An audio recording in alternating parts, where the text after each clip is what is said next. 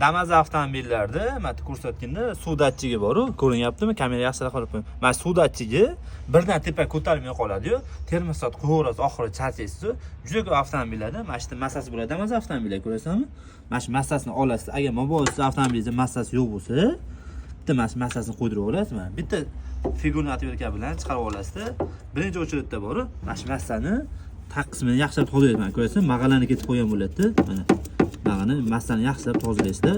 Xuddi shunaqa bag'ani massani tozalab qo'yadi chiroyli qilib va buni malida tozalab tagini yana xuddi shunaqa qilib joyi qaytadan qatirib qo'ysang, xudo xolasa sizlarni suvdachilaring yaxshi ishlab ketadi. Juda ko'p avtomobillar muammo shunaqa joylardan chiqib qoladi. Endi men qaytadan nimadir xato gapirib qo'yganim yoki bo'lmasa nimadirlar gapirmay qolib ketgan bo'lishi ham mumkin.